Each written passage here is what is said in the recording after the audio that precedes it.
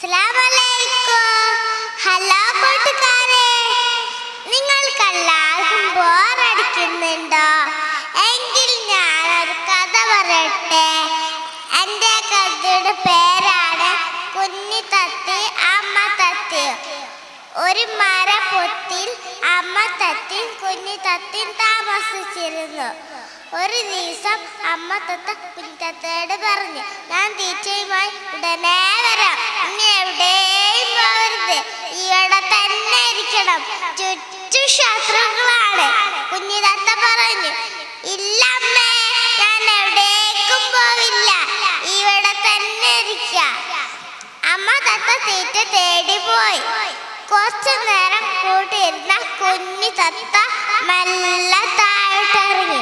അങ്ങോട്ടും ഇങ്ങോട്ടും നടന്ന് പറഞ്ഞു കുഞ്ഞി തത്ത, ഇവിടെ ഒന്നും ശത്രുക്കളില്ലല്ലോ. അമ്മ വെറുതെ പറയാണ് ശത്രുക്കളുണ്ടെന്ന്.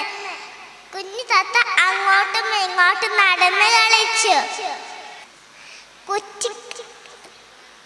കുറ്റിക്കാട്ടിൽ പാണ്ടപൂച്ച ഒളിച്ചിരിക്കുന്നുണ്ടായിരുന്നു. പാണ്ഡം പറഞ്ഞു, കുറെ നാളായി കുഞ്ഞി തത്തയുടെ ഇറച്ചി തിന്നണമെന്ന് വിചാരിക്കുന്നു. ഇത് തന്നെയാണ് തക്കം. അമ്മ തത്ത തീറ്റ തേടി പോയതാണ്. ഇപ്പോൾ തന്നെ കുഞ്ഞി തത്തയെ കറുമുറ കടിച്ച് തിന്നണം.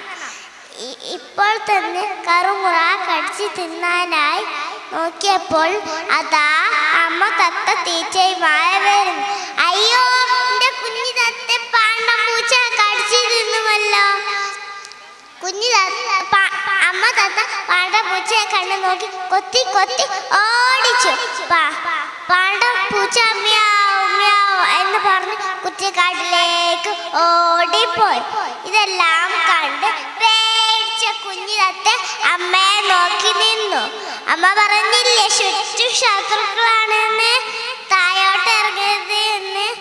അമ്മ പറഞ്ഞു, ശത്രുക്കളല്ല, ഒളിഞ്ഞിരുന്നാണ് ആക്രമിക്കുക, മുന്നിൽ വന്ന് ആക്രമിക്കില്ല. അമ്മ തത്തിയും കുഞ്ഞാത്തയും തദ്ദേശത്തോടെ തിരിച്ച് കൂട്ടിലേക്ക് പോയി. ഇനി നമ്മൾ എന്താണ് മനസ്സിലാക്കേണ്ടത്? മുതിരെന്ന് പറയുന്നത് നമ്മൾ അനുസരിക്കണം. അമ്മ തത്തത് പറഞ്ഞത് കേൾക്കാത്ത കൊണ്ടല്ലേ കുഞ്ഞാത്തയ്ക്ക് ഇങ്ങനെ സംഭവിച്ചത്. എല്ലാവരും നല്ല കുട്ടികളാണ് കേട്ടോ. Thank you.